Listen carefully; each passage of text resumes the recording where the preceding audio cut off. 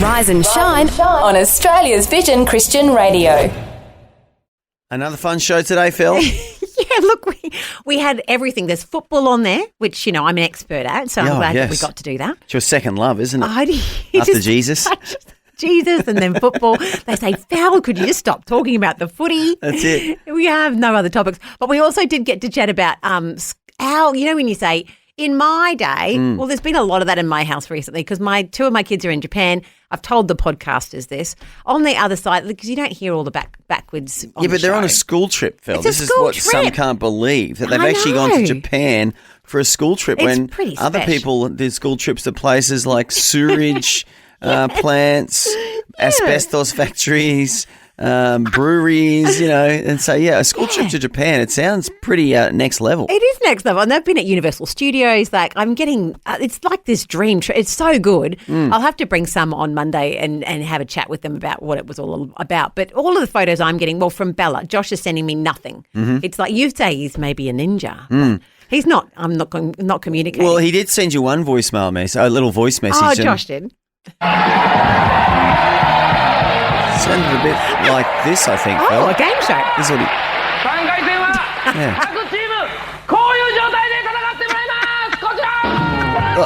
Sounds to me like he's having a good time, Phil. I don't fully understand all the words there, but I think it sort of says, hey, Mum, having a great time. Can I stay another week? Yeah, I'm sure he would love to do that, actually.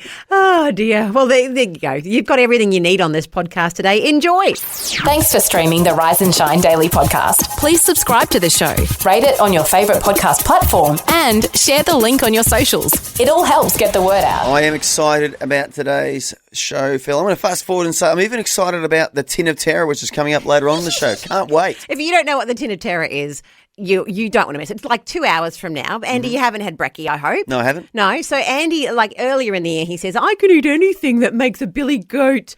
I could eat things that would make a billy goat puke. That was it. That's a quote from John Rambo. So we took it as a challenge, and ever since then, every couple of weeks, I feed you something just to see whether it's true. And has this billy goat puked yet, Phil? I'm still working on it. I need some help, people. But I sent Murray out, my husband, yesterday to our favourite Indian grocery store and said, find something for Andy. He's come back with something.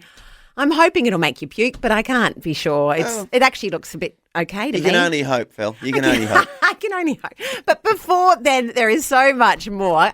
In about an hour and a half from now, we have American Christian rapper Lecrae. Now, if you were listening before the news, you might have heard a little promo. He's coming to Australia. Very exciting. And he is massive. Like, to give you an idea, his monthly Spotify listeners, 3.1 million people. Every month. And then he has about 1.7 to 2 billion total streams for his songs. That's huge. Like, it's massive. Christian rapper. So whether you love that type of music or don't, it's so interesting to be able to have a chat with him. Yeah, and what I like about him is he does trips to developing countries. So he's done a trip all across Africa to not some of the most glamorous parts of Africa, but just parts of Africa where people are really needy. And he goes there. He doesn't need to go there, but he does go there, and I really respect him for that. Have you got any little bits from his music if we're not familiar with him? Let me have a little look-ski here. I can imagine you listening to this music every day, Phil. Am I right? You're in the car. It's a bit different to the musicals that I'm singing along with Millie in the car. So rap is not your preferred genre of music, Phil? That's okay. I am so excited to have There's no hate here. There's no hate. No. But it's not your type of music, is it? It's not. I would never. I would run a mile, actually. Well, it's okay because I have Lecrae on my workout playlist. Oh, you're a bit cool. Yeah, I'm on Team Lecrae. Okay, beautiful. Well, we will be having a chat to him about an hour and a half from now. Also this morning, my kids have been in Japan, Andy. They have. Like 2/3 of them. Like, not as in half of the people, but as in like two of the kids of 3 are in Japan. Yep. I want to do a bit of a comparison with what they experience compared to some of my school excursions. That's a good idea. Yeah, so we might do that a little bit this morning as well. Hey, next up though, we might check in. We had a really funny chat with Steve Mayle about a baptism gone astray. Another one. I think he told us another one 2 weeks ago. This is a freshie, isn't it? It's a different baptism, different story, but a funny outcome again. I don't think you should invite Steve to your church for a baptism. Hey, that'll be coming up next.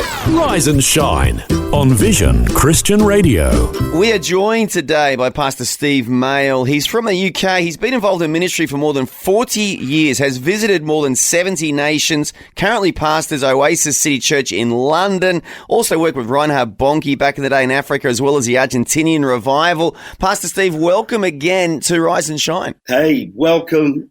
Thank you so much for welcoming me, Andy and Fel.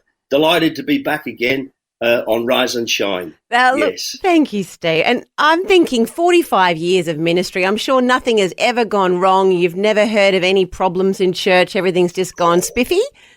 I love the way you said that. But listen, I wish that were true. But oh dear, listen, I can honestly say it's all been glorious, because when you're called of God, it will be. It'll all work out. He works everything together for good. Yeah. But yeah, I've seen just about everything. Just about everything. Now, Steve, I do remember you telling me a story about a baptism that went a little bit wrong. Can you recount that story for us, please? Yeah. Oh, I'd be delighted to tell the story of them. I've got several baptism stories, so I'll lead into the main one. Okay. It was this true baptism just down the road here, where I preached in a church in Watford, and they invited me in. So I arrived at the church and was packed to the rafters. And at the front of the church, they were having a baptism. And so it was one of those old-fashioned churches where they had a baptism font and they had wooden covers on the top. Mm-hmm. So I was in the front, all nicely dressed. There were hundreds of people. These were not church people, visitors. So what happened was the ushers decided that they would take off the covers, and they had designated certain ushers. So they got the first cover off, and then they were taking the second off. And then out of the corner of my eye, I saw Tony. Now, I knew Tony. Tony was a wonderful brother, quite a large brother, always wanting to be helpful, but sometimes not helpful. So Tony came rushing over, and he said, here, let me take that cover. Let me take that cover. He tripped on the chair as he went to take the cover and dived first into the baptism tank. As he dived into the baptism tank, he let out a yelp because he caught his leg in the chair and twisted his ankle, dislocated his ankle. Oh, no. So he's head first into the baptism tank, and he's like, oh. People have never been to church. They're watching thinking this must be the entertainment. It's a drama. So they're all clapping and cheering, and he's screaming. And then he's saying, call an ambulance. Call an ambulance. So we had to call an ambulance. The people are still clapping because they think, oh, this is great. We've never seen anything. What a wonderful entertainment. And then as they took 4 ushers to carry him out. Oh, no. He was 20 plus. 20, I don't know. He was a big boy. And as they were holding it, he said, hold my leg up. It said, hold his leg up. By the way, he said, go back to the water. I've lost my contact lenses. The crowd still clapping, saying, whoa, what a fantastic ambulance coming. You could hear him screaming out the back. And then the guy who was introducing, he said, well, you've got evangelist Steve Mail all the way from Africa tonight, gonna share the word of God. Well, I tell you what, I struggled because it made me laugh. Oh, dear. What I'm taking away is beware of baptisms during services. And like you said, maybe it's when Steve turns up, stuff goes wrong. But he's a funny guy. You know, Phil, when you go to different church movements and different church groups, they all dress the same and sound the same. They've got a style or a culture. Yeah. He used to go to a certain movement in the UK, and the dudes all wore fluffy jumpers, like woolen jumpers. Really? And he used to call them the Fluffy Jumper Brigade. Oh, he goes, I'm going to go preach for the Fluffy Jumper Brigade this weekend, because every dude in that church had a woolen fluffy jumper. He wasn't tempted to get one to sort of fit in. No, he never got one. He never complied. He never got a fluffy jumper. I will never have one. That is very funny. He's a funny guy, and we do love having a chat with him. And it has been fun. Yesterday, you listened to the podcast if you missed it. Yeah. It's full of church bloopers.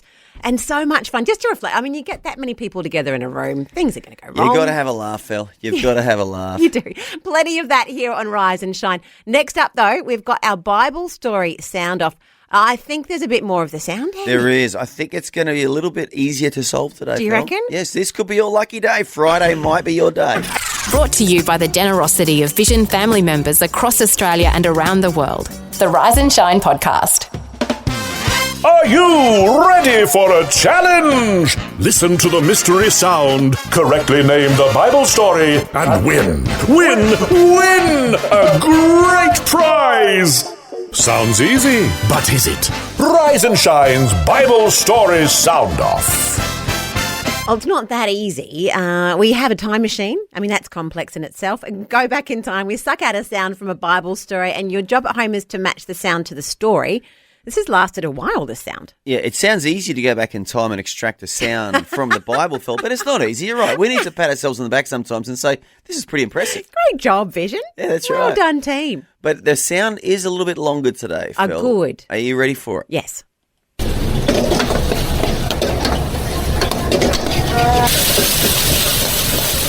Oh, that's very generous. There's a lot of the sound. There's a lot going on there. Wow. So if you're listening along, you're probably saying, wait, can I listen to that again? So I will ask a question. Just remember, this is set in ancient times. Okay.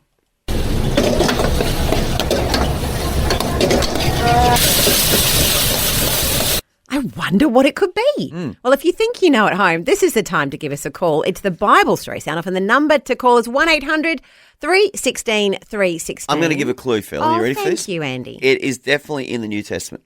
Oh, that's a huge clue. Because if you listen to that, let's call a spade here. You can hear the sound of running water, perhaps. Wow, you are. You're basically giving it away. I'm not. But it's definitely New Testament. And I want to remind our listeners at home today that the Romans actually had running water. Okay. They used to put big water tanks up and they used gravity. So they had gravity-fed water in their homes and places of business. Wow. So you could get running water in Roman times. I feel like Andy is giving a lot away here. There's a big clue right there. If you're listening, if you're up this early, well done. Well done to you. You're getting all the clues. Give us a call now, 1-800-316-316. What story is it from? Wait a minute. Are you telling me Vision's breakfast show is now available around the clock and on demand? Incredible! The Rise and Shine podcast. Rise and Shine. There is a lot to that. And if you're listening for the first time, if you've just woken up, your goal is to match that sound to a Bible story. Because, you could listen to that sound and almost think it sounds like a modern-day cafe, but it's not, Phil. It's the sound of a Bible story recorded back in time thanks to the time machine that we're in possession of. Now, the clue I gave earlier was that is a New Testament sound. Okay. Because you could potentially hear the sound of running water in that sound. And as I educated us all earlier, Phil, the Romans had big water tanks up high on stilts, and so they used gravity-fed water in their homes and businesses, which was pretty advanced for the time. I never thought of this game as being so educational, but it's amazing. There's so much to this game, Phil. So have another listen. This is not a modern-day cafe. Oh, no. This is a story from the Bible recorded.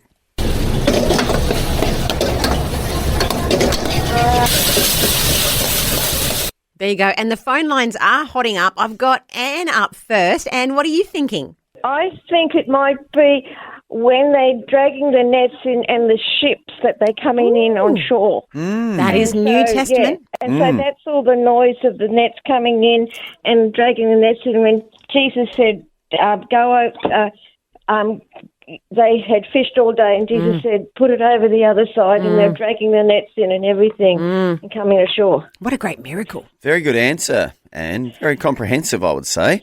Lots of detail in that Is answer. it the right answer, though? Oh, so sorry, Anne. Great guess. Good guess, though. Good guess. Have you got a guess for us? I actually thought that it was a millstone that the donkeys were doing, but you said water, so... Oh, well, no, Andy he's not necessarily. There could have been some water in the background while the donkey was treading out the grain, if that's what you're suggesting. There would have needed to be water in that story. Well, let's have a little listen. What do you think as a percentage? What chance do you think you've got? Oh. Maybe about 5%. Oh, come Tracy. on, Tracy. The glass half full, not half empty. Give yourself 55. I'm going to say 55%. 55. Is it the right answer, though? So it's 45% wrong. It was a good answer. Very, very good, Tracy. Have a lovely Friday. Yes, you too. Thank you. See ya. Bye. Well, the sound lives for another day. 2 good guesses there, Phil. Very good. They're all good guesses. That we haven't had a bad guess yet. Never, ever in the history of the game. Oh, there might have been one. I can't remember it, though. I think there might have been, actually. There might have been one dodgy one there somewhere. Which had nothing to do with the Bible whatsoever. I mean, that's the only way. But we'll be back on Monday, though. Coming up next, 2/3 of my kids are in Japan. Yes. And I feel like I I could give an update. I'm getting a bit excited. And I'm also just reflecting on how different it is from in my day. You know when you go in my day? Oh, yeah. It was quite different in my day, can I just say? That'll be up next on Rise and Shine. The Rise and Shine podcast. And we're looking for an update, Phil, because your kids are in the land of the rising sun. I believe that's what they say in Japan every day. I'm not sure, but I think it is. So, well, give us an update, Phil. What's going on with those kiddies in Japan? Yeah, so Josh and Bella, my bigger one. So Bella's 18, Josh is 15, and then I've got Millie who's 13. So Mills is home with us, but Josh and Bella have both been in Japan now for almost a week and a half. They come back tomorrow. I'm very excited. But, yeah, seeing them again. But have they been giving any updates as far as how their language is developing? I think the purpose of this trip is to improve their Japanese language. Yeah. Is that true? Yeah, well, look, that was what I was hoping. I was hoping for some education. Yep. I don't think so. No. In fact, I said to Bella at one point, because to give you a bit of an update, so Bella and Josh, Josh, no communication. Like unless he's lost something or needs money, yep. I'm now asking for proof of life. Like, can you send me a photo He's or gone something? Dark. He's gone dark. He's under the radar. I don't know. I'm assuming he's fine because I see him in the background of photos that the school's posting or other people's He might have turned into a ninja. Or maybe he's in one of those ninja training colleges for a week, intensive on how to be a ninja. I would totally take that, actually, because imagine how the boys would come back. Teenage boys could probably do with a week of ninja training. Oh, he'd be awesome. He'd be all dressed in black. He'd be climbing on roofs, scaling buildings, bridges, like parkouring. Throwing little Death Stars around. Yeah, I mean, it's every boy's dream, Phil. Is it? I used to be a ninja, but that's a topic for a different day. But I was a ninja once, yes. I want to know about that. I was a self-appointed ninja. My friends and I, we formed a ninja gang. That's right. Yes. So you should have gone on this trip to Japan. Well, we could say that. Before we threw a Death Star, we always gave a good morning. That means Death Star coming at you right now. Get ready. It didn't always work because if I remember that story right, didn't one of them go astray through a fence? Yes, they and were injure darts. someone? They were Aussie homemade ninja stars, which are actually darts, and one went through a window and landed in a gentleman's chest. But anyway, that's a different story, Phil. Your son hopefully is training to be a ninja right now. That's why you haven't heard from him because that's part of the ninja training. Is it? Don't talk to mum and dad at home. Okay. Just focus for a week. Oh, well, immerse yourself. Let's go with that. In ninja lifestyle. Let's go with that. Whereas Belle, we hear from every day, and I get to chat to her, or we bought them some data so they could WhatsApp and stuff. So we're getting photos, lots through from Bella. And I did say to her, "How's your Japanese going?" I said, "Brilliant. This is it." Did she say this? And you said, "Oh wow, Belle, it's really improved. You can even do a male voice." And then.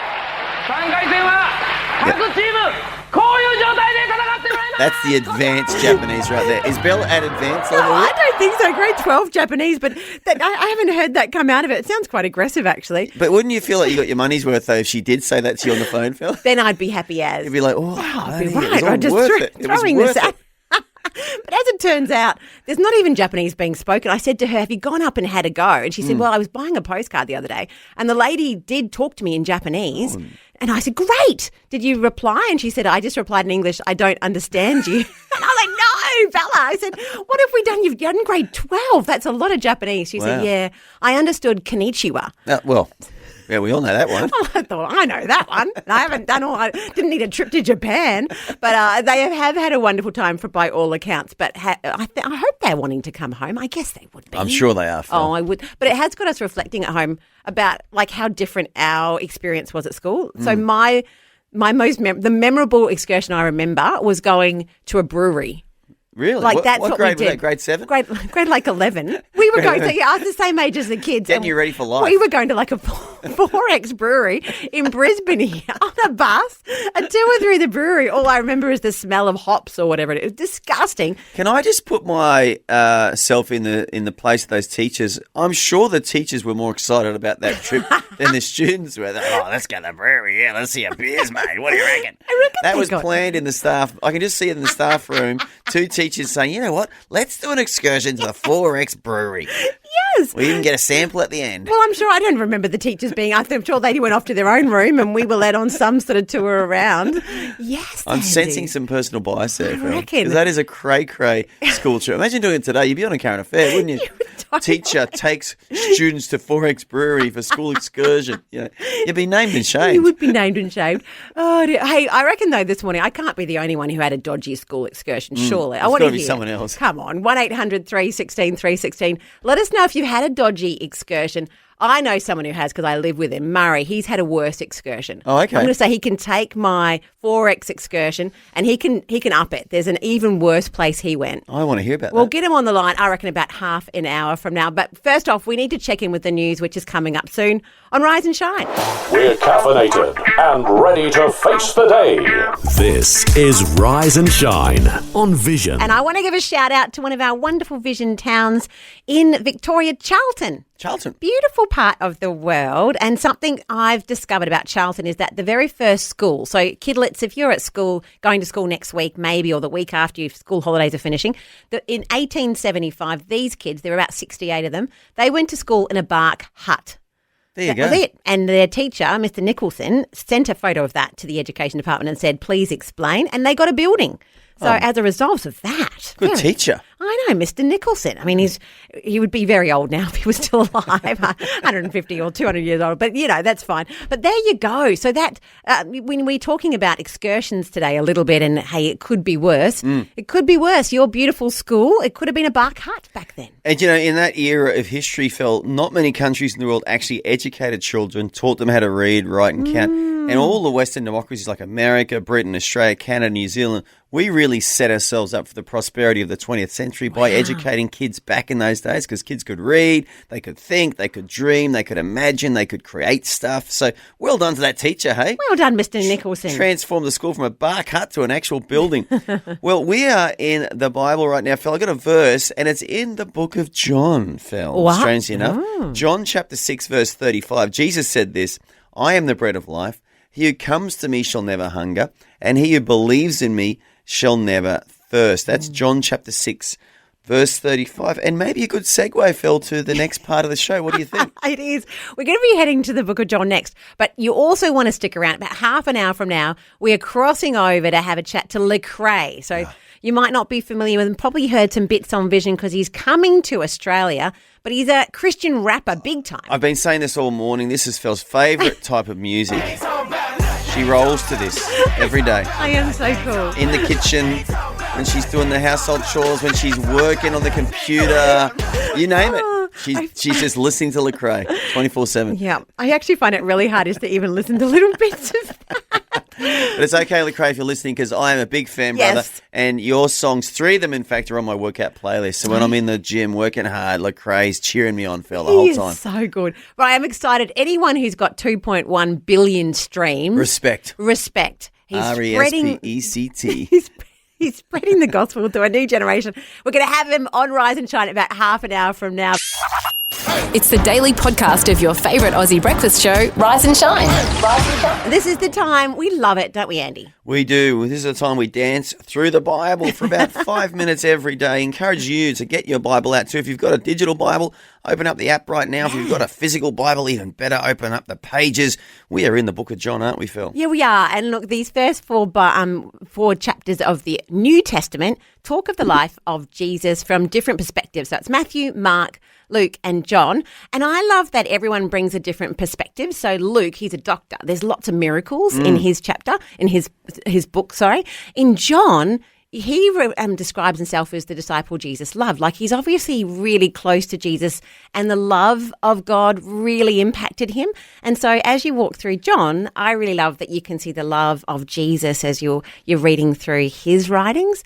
And we're here in John chapter 8, and there is a really famous story at the beginning of John chapter 8, isn't there, Andy? There is, Phil, and I was going to say, what's your takeaway from the chapter? I was going to let you go first, but it's a story of a woman caught in adultery. Now, we need to remember in these times that it wasn't called the church, it was called the Jewish synagogue, and the synagogue leaders, they were kind of the political leaders as well. It's something we can't relate to. It was a society run by religious leaders. So these religious laws were actually society's laws, and there were laws against murder, against stealing, and against adultery, and the consequences were quite harsh. There was a death penalty initiated by Moses for murder and also for adultery. And so these religious leaders have found a woman caught in adultery. Now, of course, the story has so many holes in it because we're like, well, who's the man?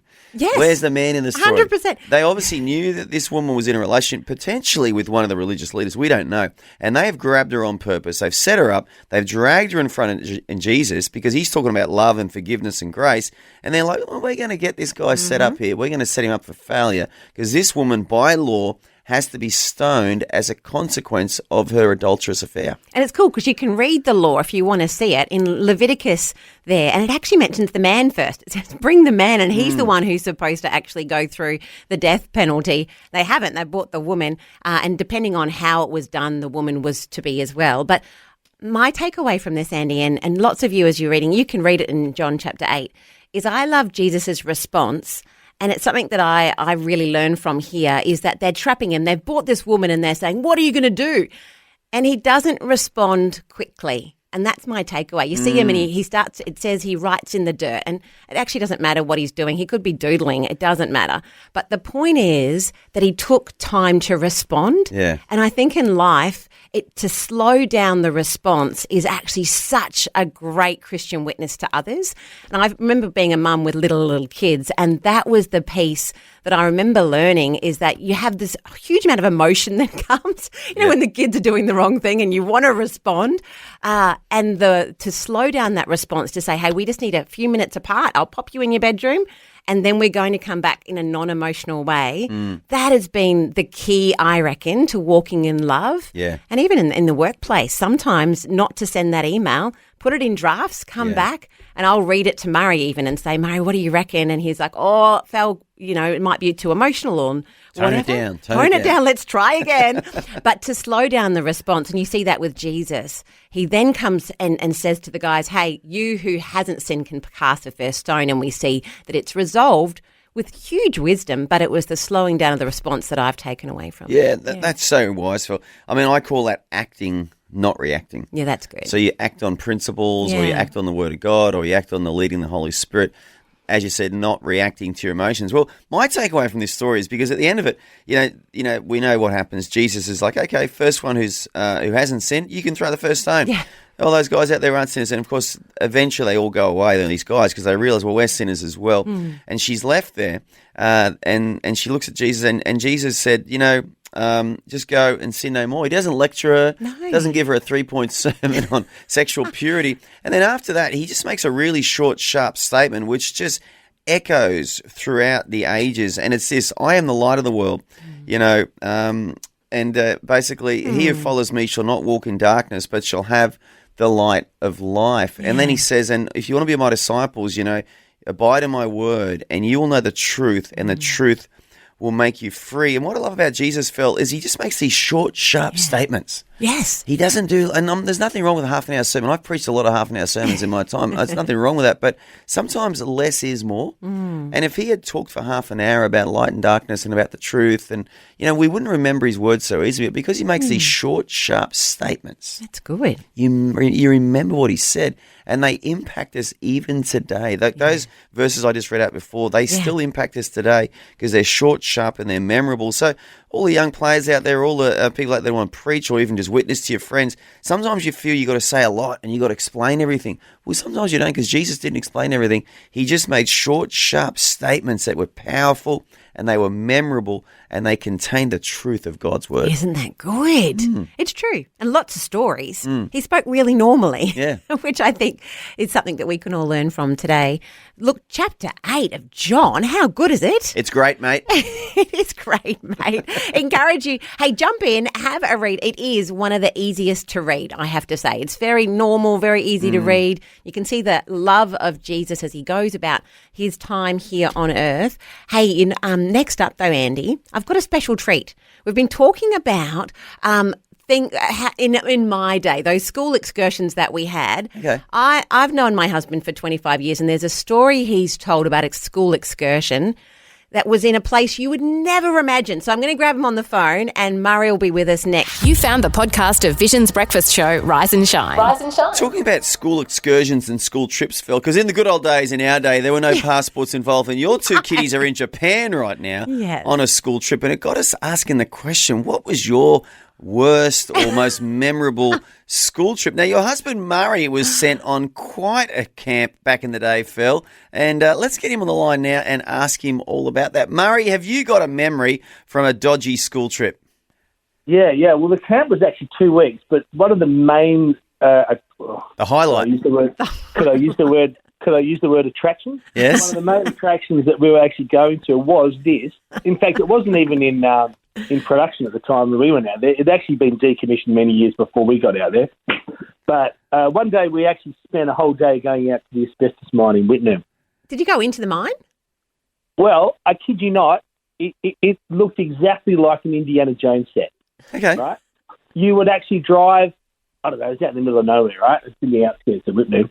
And there would be a little, like, you know those little, like in Indiana Jones, the little railway lines with the little carriages that they used to put whatever they're mining in Indiana Jones. Yeah, on the railway tracks, yep. Yeah, it was exactly like that, right?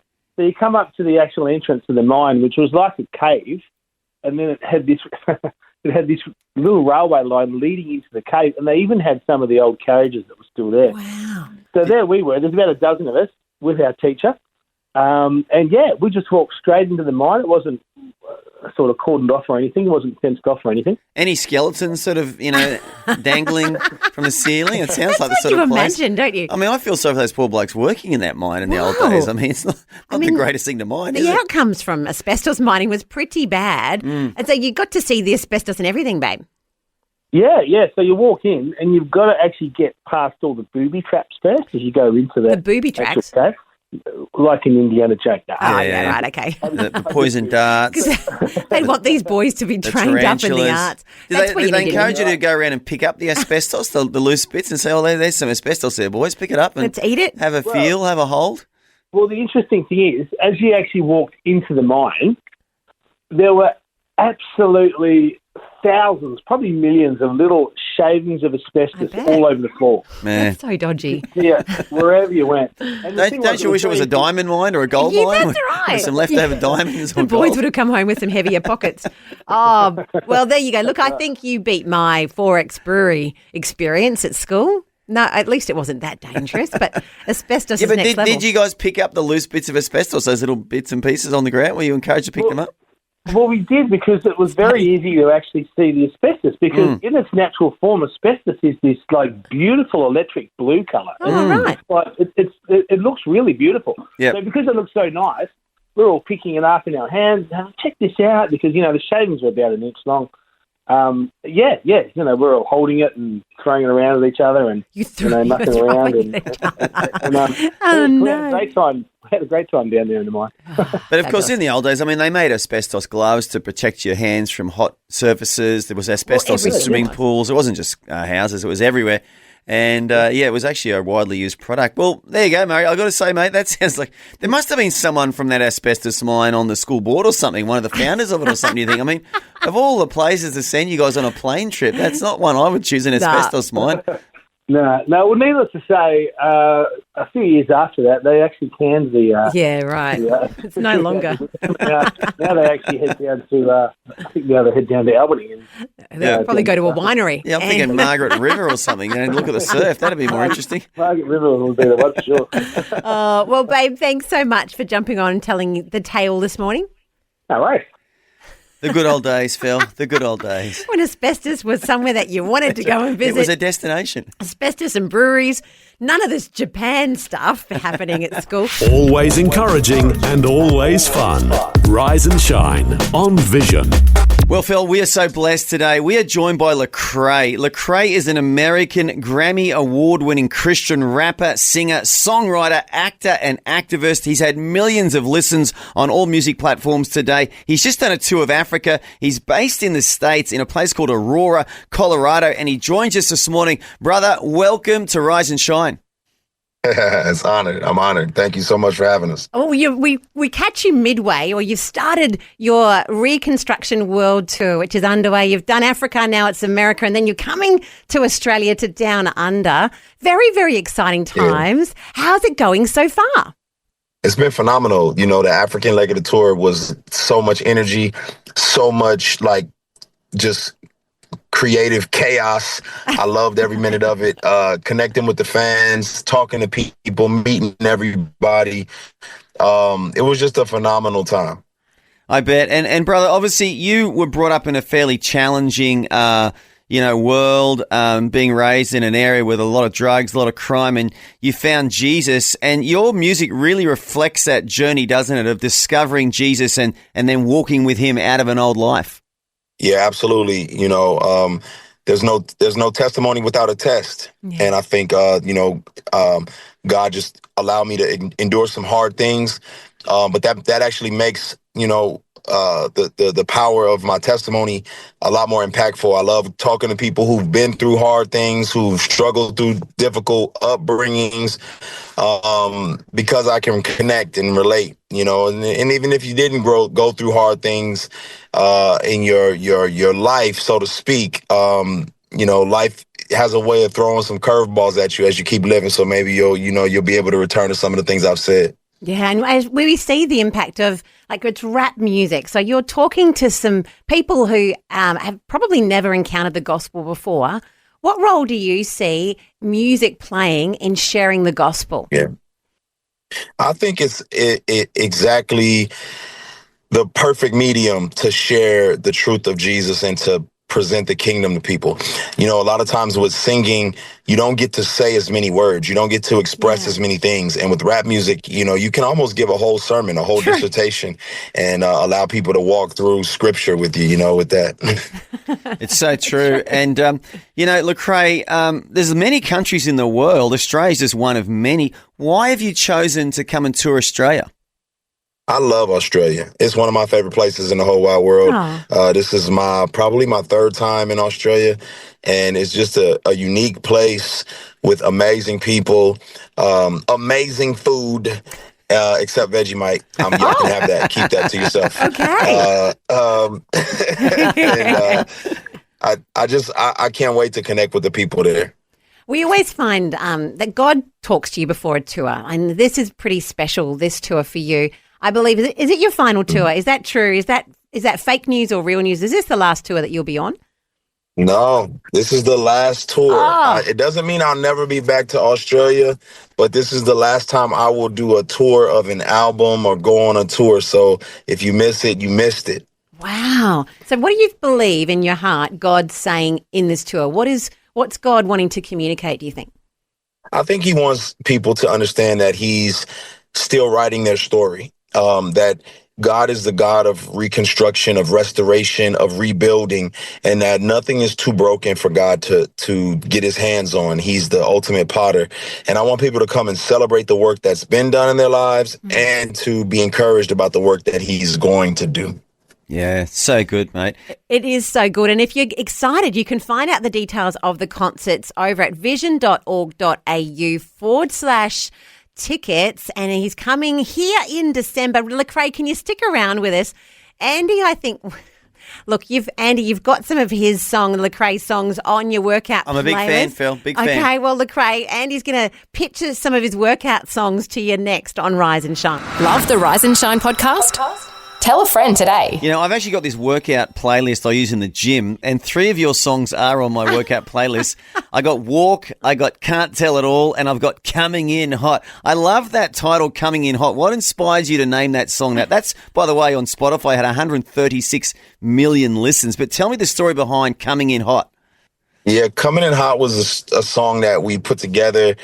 Basically, my buddy Andy Mineo, his DJ at the time, used to just say that all the time, like, coming in hot, coming in hot. And it made for like a catchy slogan, but then we thought about it more and just thought about the way that we engage culture, that we bring life and love and joy, love, peace, joy, patience, peace, kindness into the world. And we want that to be coming in hot. We want people to always experience that. And so that was kind of the heartbeat behind writing that song. So good. Oh, it is so good. Well, I can promise you, man, I'm coming in hot in the gym every time that song's playing. I'm doing it. I'm bringing it. What's your favorite? What's your favorite song on the new album, Lecrae? Have you got a favorite? Probably Holidays featuring John Bellion is probably my favorite right now. It's just a reminder that, you know, there's so much going on in the world, and oftentimes we just want to check out. But God doesn't want us to check out. He wants us to check in. He wants us to figure out how to make at least our immediate surroundings a better place. And maybe that's through prayer. Maybe that's through having conversations. Maybe that's through loving somebody, finding unity, sharing truth with people and loving people well. But we're here to promote the kingdom. And the kingdom is about unifying people and bringing peace and joy to folks. And so I think probably Holidays, you know, that's probably my favorite right now. Yeah. And Lecrae, we have been covering, the recent passing of Charlie Kirk and also the impact it's had. And we were really encouraged to see 70,000 people in a stadium worshipping God at a gentleman's funeral. I think Elvis only had 75,000 at his funeral, and it sounds like 200,000 tried to get in to the stadium. There are encouraging signs that God's on the move in your nation of America as well. Yeah, I think, you know, God is always on the move. God is always behind the scenes. He's always moving in ways we don't understand, in ways we don't know. And unfortunately, you know, sometimes it takes tragedy to strike for us to really see the hand of God. But, you know, God uses everything. He uses our pain to bring forth, you know, promises. And so that's my prayer, is that God will just do a unique work, you know, in the entire world through the tragedies that strike. Lecrae, I wonder, we're going to have people listening today who may never have heard the gospel before. And I love because you share it in a way that's different to how we would share it. And because rap, Andy and I can't rap. We're not that cool. But if we've got someone listening, or there's a grandma and they're like, I want to grab a piece of this to share with someone younger in my world, can you share the gospel for us really simply? Yeah, what I would say simply is that, you know, God made us all with worth, value, and purpose. Unfortunately, we were born into a broken world, and all of us are trying to figure out how to make sense of the brokenness around us. And God doesn't want to just leave us in that position where it's chaotic and we don't understand how to make sense of the brokenness. He actually wants to bring healing and to restore that brokenness. And because of his great love for us, he, you know, wraps himself up in human flesh, lives the life we couldn't live, dies the death that will signify that, yes, death is coming, but he resurrects to show us that death and brokenness will be defeated. And if we trust in him, we can live again, you know, forever, and we get to be ambassadors of bringing healing to the broken world around us. Amen. You nailed it there, brother. You nailed it. So good. Oh, man.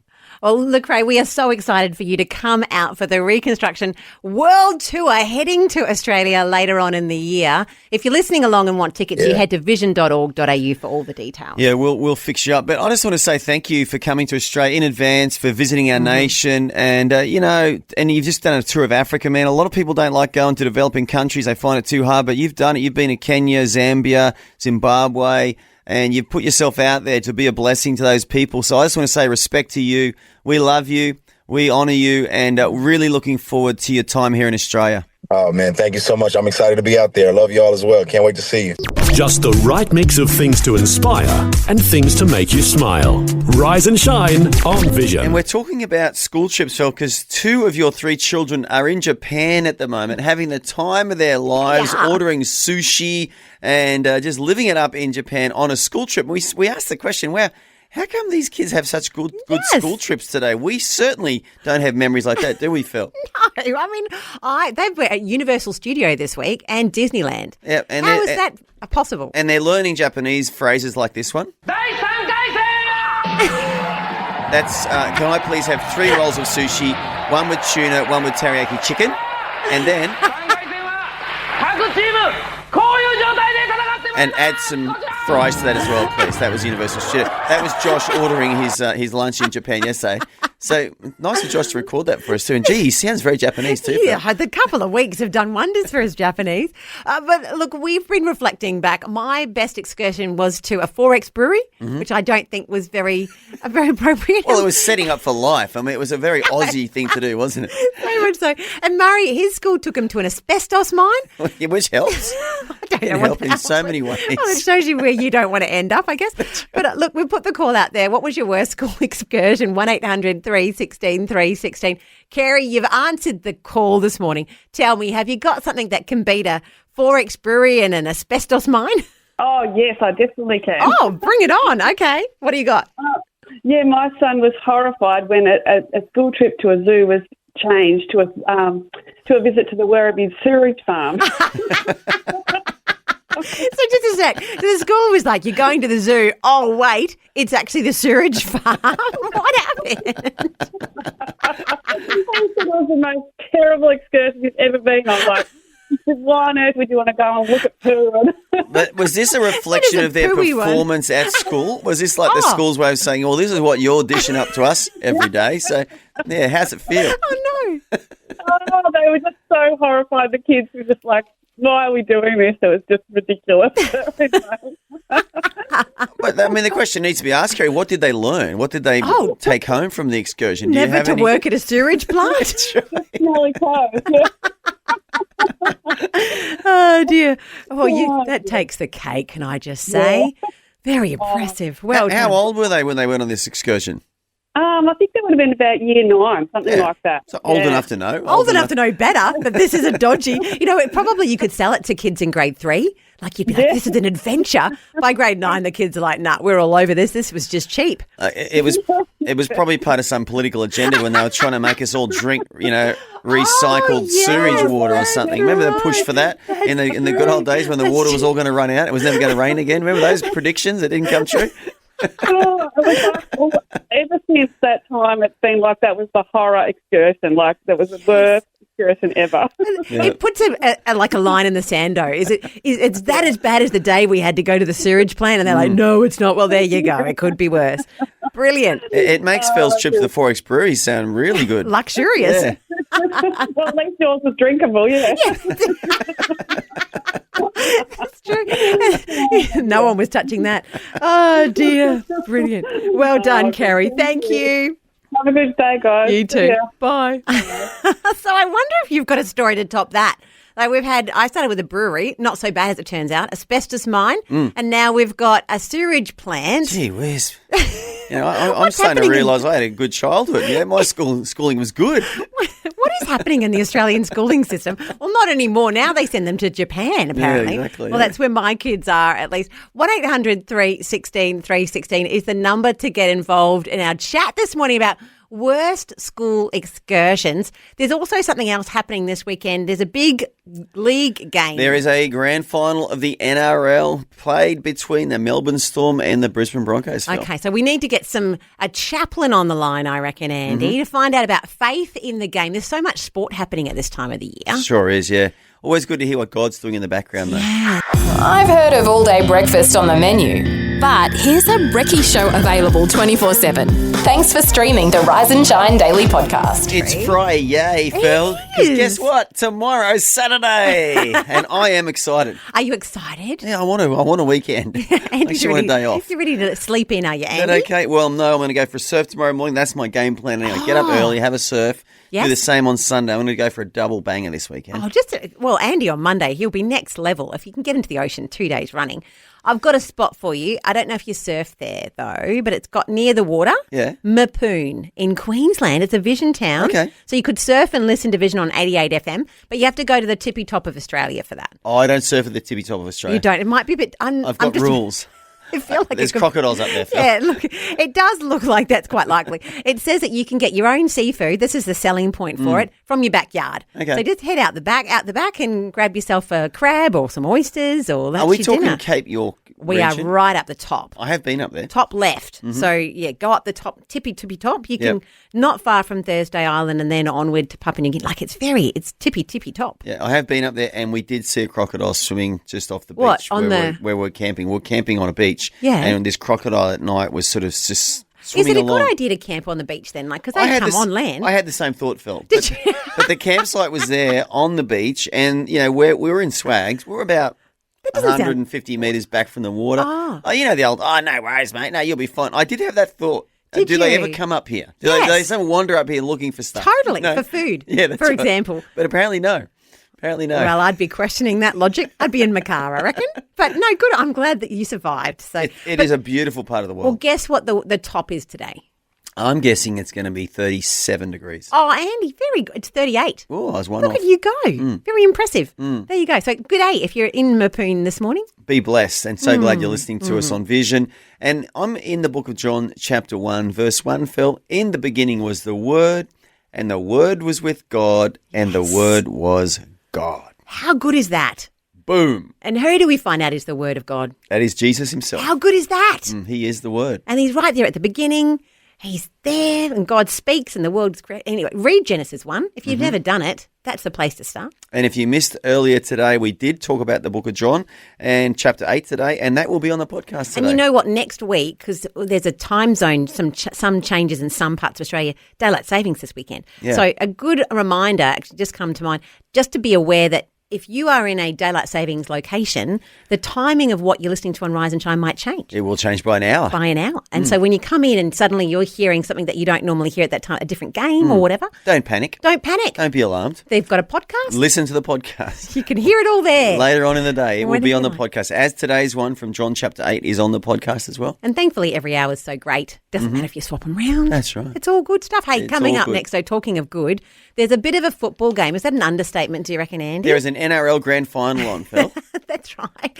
This weekend. So I think we need to have a chat to. We've got a chaplain, I believe, on the line. We do. Bill Hunter from the Broncos, a former chaplain. Yep. He'll be telling us all things about faith in sport. Subscribe and listen to the Rise and Shine podcast in the free Vision app. It's easy and available everywhere. Well, Phil, it is the lead up to the NRL Grand Final, which is this Sunday. It's going to be played between the Brisbane Broncos and the Melbourne Storm. We're going to try and talk to the chaplains from both teams today. And the first one is from this team, Phil. Hey! Hey! Do I have to guess which one? Yeah. Would it be the Broncos then? Oh, Phil, I tell you what. Thank goodness these songs get to the point quite quickly. That's the IQ test there, and you've just passed it, Phil. And we're going to talk to Bill Hunter right now, Phil. He was the chaplain at the Brisbane Broncos for, I think, about 20 years. Wow. He joins us on the line now. Bill Hunter, welcome to Rise and Shine. Thanks, Andy. Phil. Pleasure to be here. Let's go the mighty Broncos. Yeah, I'm sure you've heard that song a couple of times, Bill. A few thousand. It's all good. You never get sick of a winning song. Do you have to know the song off by heart before they let you with the team? Oh, not really. Now, Bill, I believe you started there in 1999. Is that true, as a chaplain? Nah, you're way off, Andy. 1998, mate. Oh, there you go. Get it right. So 1998, did 20 years with the boys, and had a ball. Yeah. Did you ever have to fill in? Because if you ever get to watch the Broncos live in Brisbane, they used to have this horseman or a horse person. mascot. Yeah, riding around every time they totally. scored a try. Bill, did you have to step up and actually get on the horse because the jockey didn't turn up? It's like, quick, chappy, get on the horse, ride around the oval once. You just scored a try. I'm pretty crazy. I'm not that crazy. not in front of 40,000 people. You're kidding. Make an absolute fool of yourself. I can imagine Andy doing it. Let the Broncos know he's available. I'd be up for a gallop. You'd have a crack. I'd be up for a gallop. But Bill, I know that the Broncos have been in 8 finals. This is the 9th, if I've got my figures right. So they've won 6 and only lost 2. I mean, that's pretty good odds. What's it like? What's it like for the guys in this lead up to the finals? What's that like in camp? I think for them this week is about trying to chill a bit. Okay. Well, they had a pretty hard game last weekend. They just have to relax, recover, do everything they normally do. Okay. Spend time with family, spend time together, do all the all your little extras, your stretching, everything. You're just trying to switch off as much as you can because there's so many times you can play the game in your head Right. Get to the game and you're fatigued, mentally, physically. So it's trying to keep it normal, be excited, but at the same time, just key it down a little bit. Keep it low key. Get in the zone. And it's actually encouraging to hear, Bill, that all these NRL clubs have a chaplain, that God is in the background in these men's lives. What is the main thing that you as a chaplain did for the boys, did for the team? I think you're just there as a support, an encouragement, someone who's not going to judge them. They can have a bit of a quiet chat about things without, the chaplain going and telling the coach and the whole world. I think for a lot of players now, we've got a lot of Islanders who have a Christian faith, which is great. I think my role was very supportive of the Christians in the team. Great. Broncos haven't had a lot, but we've had a couple. It's been great for them, great for me to have them there to encourage and support me as well in my role. And, I got an opportunity to do a lot of the guys' weddings, like Darren Lockyer, Justin Hodges, Sam Fido, Brent. The list goes on, and investing in their lives and just being a person who they can trust, because so many times people want to be their friends, but they don't really want to be their friends, if you know what I mean. They're not real friends. Yeah. So to have someone who they can trust and be a good friend and hang out with, I think that's part of your role. Oh, I love that, Bill, because we often think there are so many people who'll never set foot in a church for various reasons, but to see a Christian who's normal hanging out with them, try and be. You're Christ in that situation. And to encourage those who are Christian, because I'm trying to work out, is it somewhere that those guys could feel inhibited with their faith? Oh, 100%. Right. 100%. Yeah, right. Okay. And I'm not going to bag it, but it's very much a non-Christian environment, like a lot of our places these days, workplaces and so forth. So it is really hard if you stand out as a Christian in a team like that's a very non-Christian sort of team. So it is a really hard environment, and to have people like Christians in the team and a chaplain and other people like that hanging around, I think it's great for integrity and morals and all that sort of stuff. Yeah, and just for all of our audiences across Australia, some of them may or may not even be rugby league fans, but is this a paid role as a chaplain, Bill, or do you guys do this, for the love of it?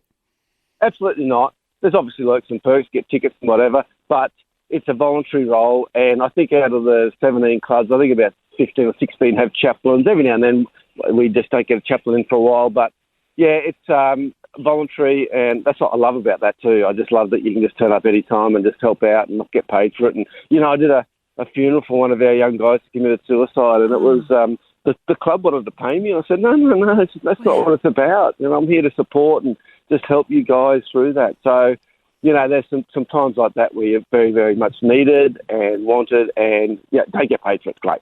Well, Bill, thank you. I think my takeaway is I really can't pray that the Broncos win, because that's not fair to the other team. Not to. But I do want to pray and just be across the country, if you're aware, just be praying for these chaplains who are in these challenging environments. And giving up your time to do so, Bill, thank you. It's such an encouragement this morning. I'm encouraged, that it's like in history, throughout history and in the Bible, God's people are always there. God's always moving and working. And it's just so encouraging to hear that God is working in the NRL as well through men and women like yourself, Bill, who just step up, volunteer your time and just sacrifice and just want to be a blessing. So, Bill, thanks for joining us today. As Phil said, we're not praying for a Broncos win. We're praying the NRL will have a win on Sunday. Whoever wins or loses, doesn't matter. Brother, so good to talk to you, and thank you for giving us your time today and joining us on Rise and Shine. Thanks, Daniel. Let's go the mighty Broncos. Come on, we got it. Brilliant, guys. Have a great day. Oh, thanks, Bill. Brought to you by the generosity of Vision family members across Australia and around the world. The Rise and Shine podcast. How the heck do you get to go to Japan on a school trip and learn phrases like this? That's Phil's son ordering sushi in Japan, in Tokyo. I think it was yesterday, wasn't it, Phil? Josh has improved. And now he's saying, can I have fries with that? Joshy, proud of you. You're not my son, but I'm proud of you. I'm really proud of you for that. Worth the investment. Oh, yeah, all that money just for that. He could put that on his CV when he leaves school. If that really was Josh, then I would be happy with that. But I'm pretty sure all he can say is konnichiwa. Look, I've been theorising that he's actually gone to a ninja training school for the week. He's going to come back as a ninja. He's gone dark. If you're just following us, Bella, I get messages from all the time. Josh, I've only got messages a couple of times. Once he needed more money and once he lost a charger, and can I buy a new one? Sounds like classic ninja training to me, where they say to you, no contact with the outside world, no talking to mum and dad. You're here to become a ninja. Okay, well, that makes me feel a bit better. Thank Thanks, Andy. But look, we were reflecting that my school excursion was to a Forex brewery. Yep. Murray went to an asbestos mine. Your husband went to an asbestos mine. My husband. Awesome. Kerry, on her school trip, she's called in. She went to a sewage plant, or her son. Which is even worse. Even worse. So we have put it out there, 1-800-316-316. Have you had any trouble on a school excursion? And I've got Warren here on the line. Warren, tell us about your worst school trip. It was actually a 2-week camp. Mm. And it was actually cancelled after 7 days. Oh, you didn't even make the end of it. No, it didn't even make the end of it. What caused the cancellation, Warren? It was actually cancelled by the health department. Okay, this doesn't sound good.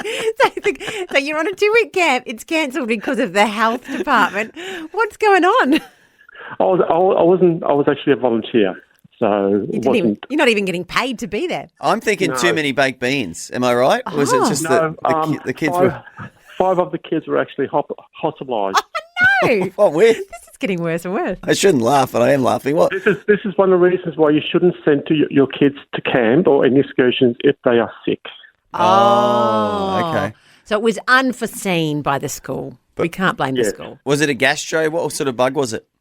Exactly right. It was extreme gastro bug. Oh, no. And it spread like wildfire through the camp, no. Mm-hmm. That is worst case never pleasant, scenario. is it? How far away from home were these poor kidlets? They were actually more or less Queensland-wide. So they came from Cairns. They came from Tweed Heads. So they're like flowing in and now they're getting sick and being flown back home again. They weren't flowing in. They were actually bussed in. Oh, they bussed in? That's even worse.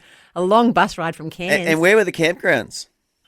The camp was up near Sunshine Coast. Oh, okay, yep. Did they work out who the kid was who brought it in the ground zero? I always want to blame someone in that situation. Did they work it out? I think they have worked it out because you must realise too, a lot of parents, they fork out a lot of money for these camps. Yeah. So they identified the carrier. Because that's the problem. You don't want to be that kid who's known as the one who shut down the camp. Name and shame. You just want that to be anonymous, don't you? It was Barry. It must have been very contagious, though, because he's obviously just probably sat on a toilet seat that someone else has shared. And or he's not washing his hands and he's sharing out. His hands shaking everyone, high-fiving. Barry's handing out the bread rolls. It's not just a toilet seat, because most of it, they're sleeping in tents. Oh, yeah, so in the tent, Barry spread his germs. Yeah, he was probably, like you said, Phil, he was handing out the lunches, like the bread roll. Here, have one. Oh, do you want another one? Yeah. Trying out How you feeling, Barry? Oh, yeah, I've had better days. Yeah, I'm okay, though. I'll tough it out. Right. You shouldn't, Barry. You shouldn't. Oh, wow. So it was cancelled after 7 days. That's pretty big. That is big. That's very disappointing. That's sad. Very disappointing for those involved. We're laughing, but it is not at all funny. It's not funny. It's never funny. In hindsight, you've got to laugh, don't you, really? But at the time, there's anything but laughter happening. Oh, dear. Terrible. Oh, dear. Terrible. Well, Warren, yes, true. That is worst case scenario. Thanks so much for giving us a call. No worry, guys. God bless. Bye. See you, mate. Wait a minute. Are you telling me Vision's breakfast show is now available around the clock and on demand? Incredible! The Rise and Shine podcast. Rise and Shine. Beat the toaster. And I'm very, very excited because on the line we've got Alan, who is 8. Hey, Alan. Hi. We're so excited that you're playing with us this morning. Have you been playing along at home for a little while? Yeah. Are you feeling confident that you're going to take the win today? Yeah, pretty confident. Oh, Yes, I like that. Have you had some brekkie, Alan? Yeah. Oh, what did you have? Toast with cinnamon, sugar and butter. Oh, nice. Such a good Do you make that yourself or does Mum or Dad make that for you? Dad made it for me. What a great dad. You must have one of the best dads in the whole world. Yeah, I do. Yeah, that sounds like it to me. Can you come make us breakfast? That's right, Dad. Come visit us at Rise and Shine. Okay, well, you know the drill. You're going to have 1 minute to answer 10 questions, okay? Now, Phil, what letter are the answers going to start with today? Well, what do you reckon, Alan? We could give you E for Alan this morning. What do you think? Yep. Yeah? If you have your own letter, I reckon that's a good way to start. Okay. Yeah. Well, guess what? Are you ready to go? Yes. Because your time is about to start, Alan. Now. A name. Alan. Good. A body part. Ear. Good. An animal. Emu. Well done. A place.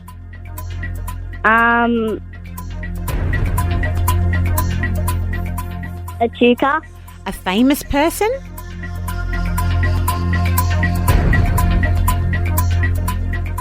Or character. Einstein. Oh, a food. Eggplant. Something you'd find at school.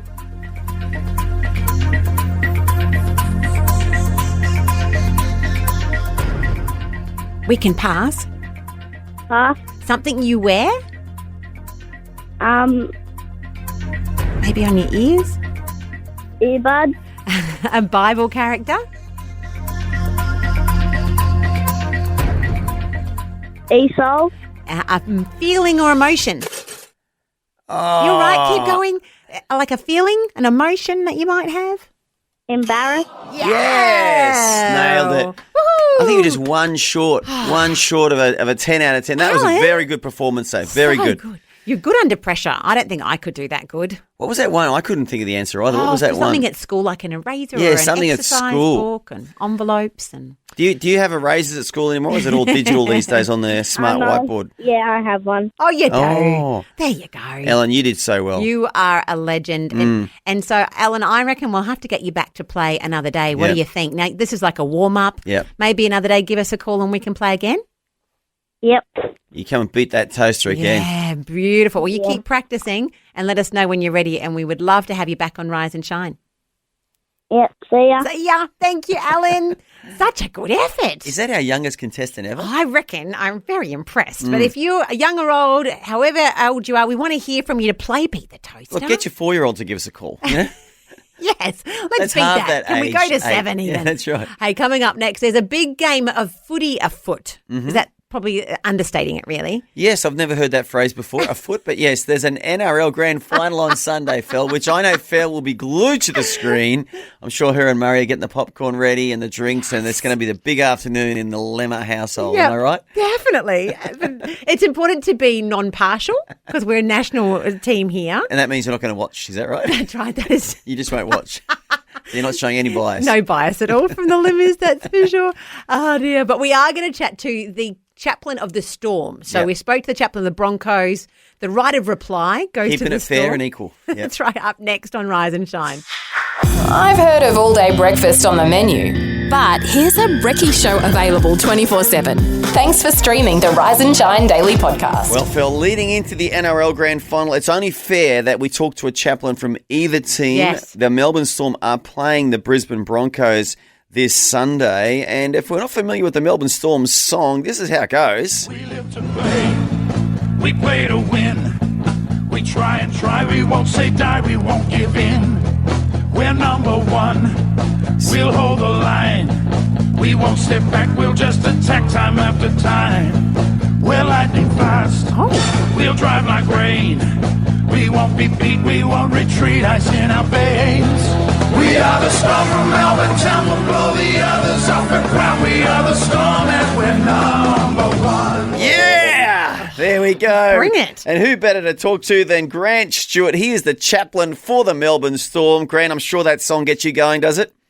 Oh, I've heard that many times, mate. Yep. You know the words off by heart? Pretty much, yeah. Oh, look, they're a rousing song right there. Yeah. It's pretty But exciting. it is a big day, mate. I mean, Melbourne Storm are no strangers to grand finals. They seem to have been one of those rugby league franchises that have just done really well over the years. As a chaplain observing, what do you think Melbourne does really well as a team to create such a winning culture?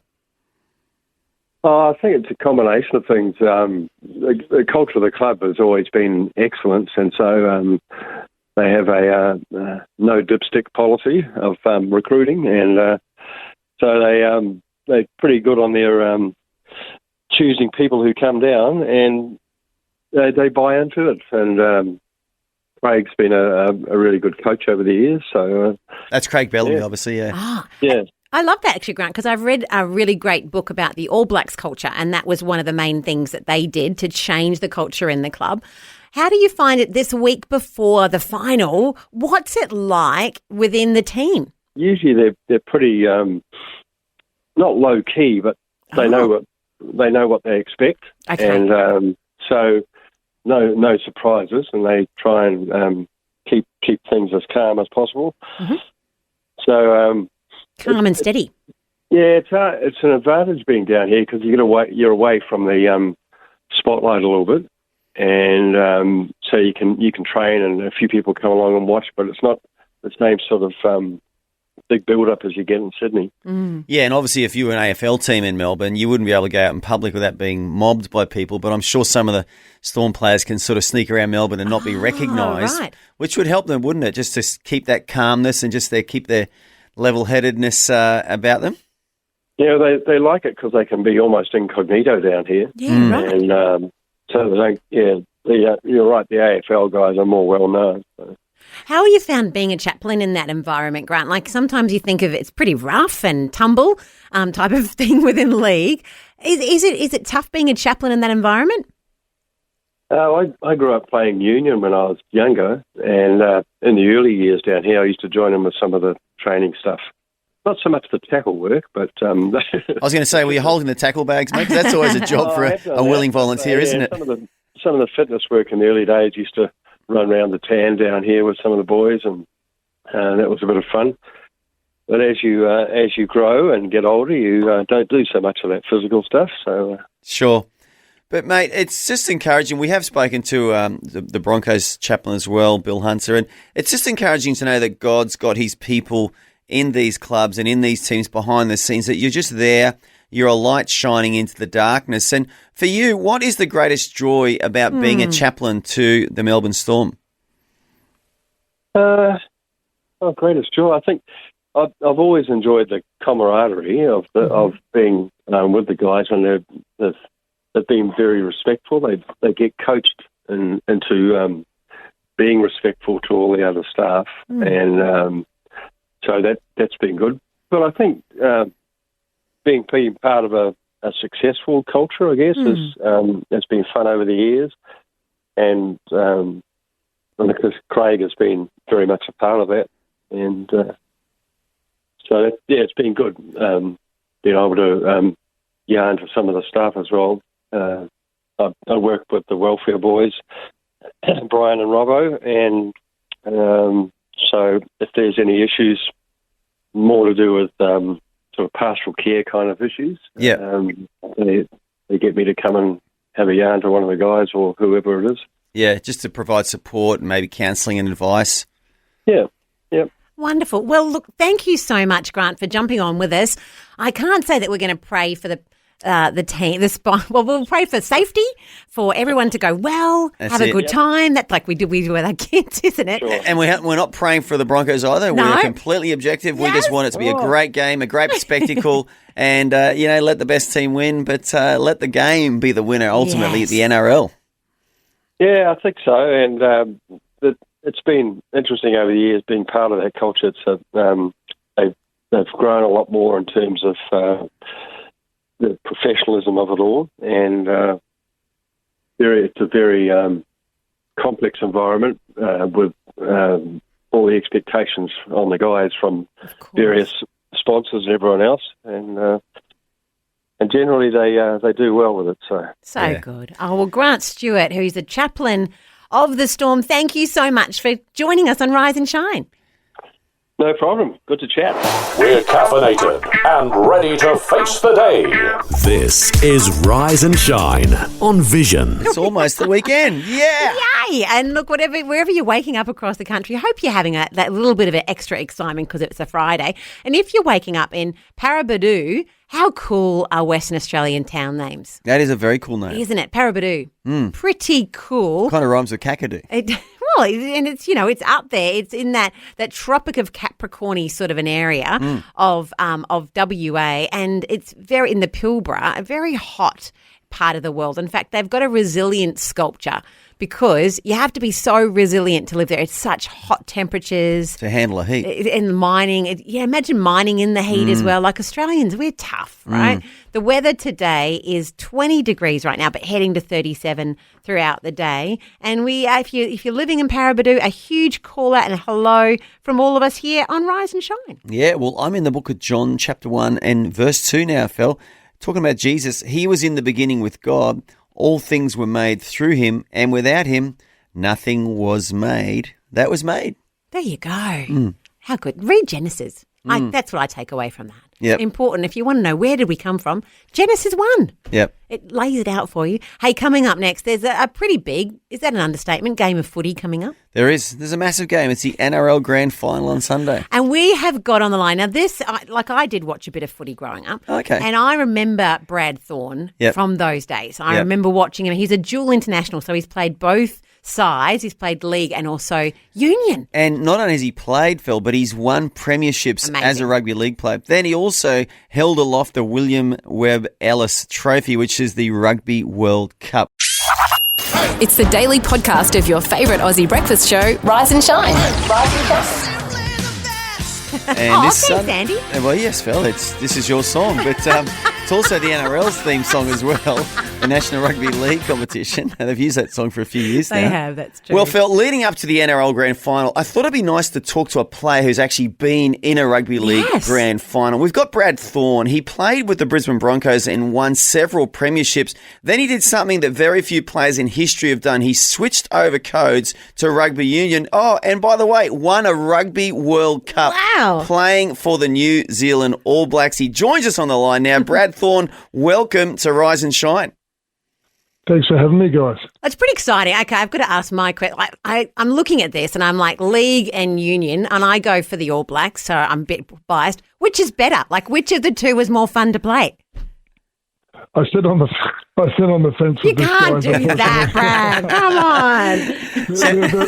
They're both great games. Yes, and, you know, they have their different parts about them, but yeah, the thing I love the most is the contact. So I got contact in both of them, and enjoyed it. So yeah, as long as you can hit guys down, you're all good. That's pretty much it. Yeah, that's pretty much it. Well, Brad, I have seen you a few times in real life, and you are a man mountain, mate. So I'm glad you never got to hit me. But actually, could we could organise that? We could arrange that. Yeah, Phil would like to arrange that. Would you come in and do that with Andy? We'll put some pads on him or something. Yeah, I could probably get in the boxing room with you. I could dance around. They'd probably avoid you for 3 rounds. But Brad, obviously we're leading up to a big game here, the NRL Grand Final, and you have a faith. You know, you're a very devout Christian. I know that. So tell us, how does your faith help you prepare for a big game if a player has a faith?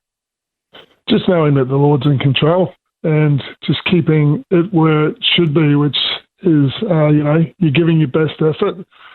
Obviously, a grand final, a lot of work's gone in. You're giving as a team, you've made your way through the tournament, and to get to this space is so special. But just to know that, God's in control, and win or lose, there's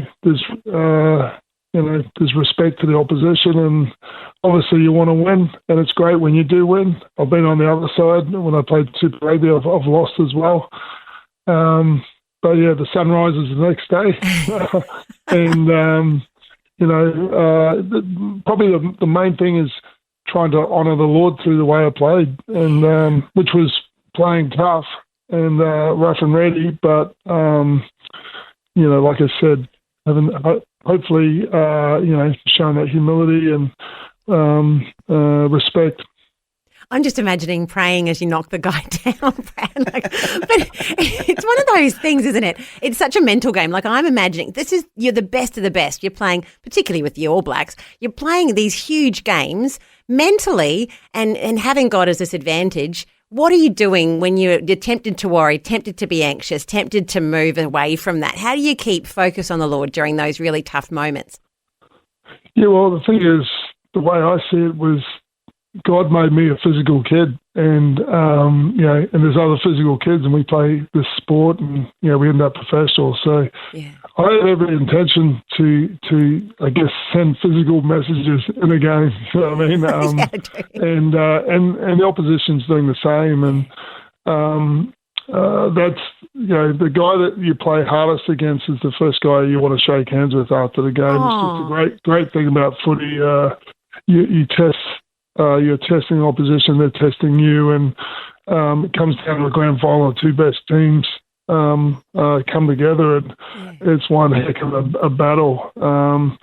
But yeah, leading into it, like I said, Jesus, my Lord and Saviour, that doesn't change. I want to honour him through the way I live, and hopefully that's seen through the way I play. Well, you have, mate, and you did. Yeah. But can I ask, because like you said, you are a large man and you hit very hard. We asked ChatGPT about you earlier and it said you were a beast on the field.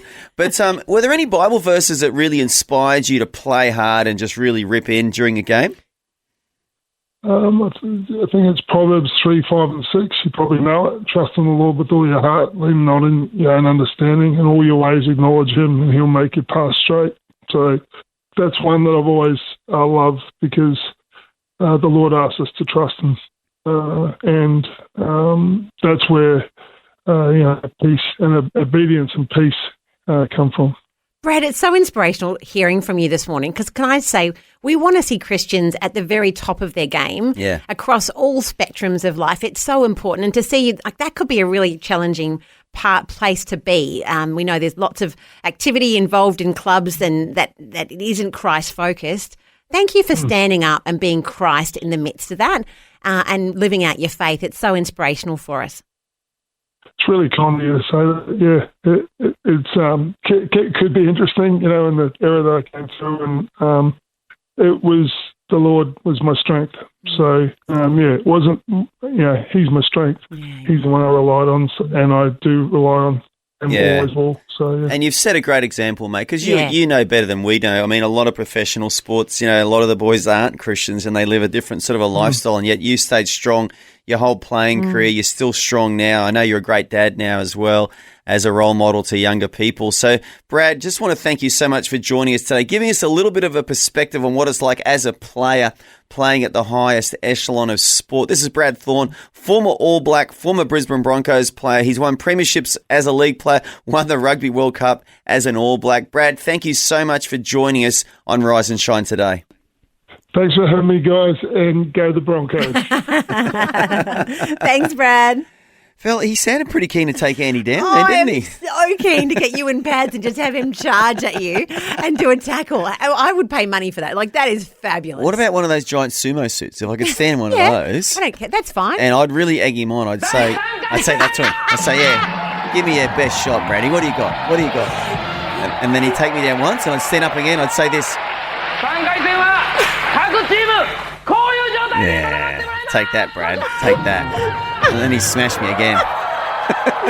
We so apologise to anyone who knows what that means. We have no idea. It means hit me with your best shot, Brad. Yeah, which I'm up for. Brad Thorne, if you're listening, please, let's sort this out.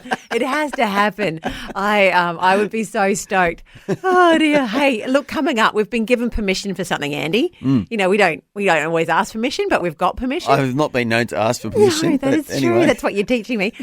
For King and Country, they are releasing right now, exciting, a brand new song. It's been embargoed. It's just come out. We're going to be the first to play it. Up next, Rise and Shine. Well, I believe that the guys actually wrote this when they were visiting some of those locations in England. There you go. And they saw the martyrs, and that was the impetus to write this song. Well, they probably went to the there is a statue of John Wesley in London. I've seen it.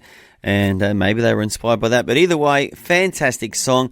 So glad we could just play it there for the first time on Vision ever, Phil. Very exciting. And look, a reminder that over the weekend, your clocks in some parts of the country will be changing for daylight savings. So on Monday, the show may sound a little bit different, but that's okay. You can always catch up in the podcast. Correct, Be Mondo. not alarmed. But have a good day. What's left of it, enjoy the story next. And then after that, we've got 2020 hosted by Tosh. And this Sunday, as we've talked about a few times during the show, there is the NRL Grand Final. If you're going to watch it, enjoy it. If you're not going to watch it, have a great day at church. Yes. Have a wonderful weekend, and we will see you tomorrow for the best bits of Rise and Shine. Thanks for taking time to listen to this audio on demand from Vision Christian Media. To find out more about us, go to vision.org.au.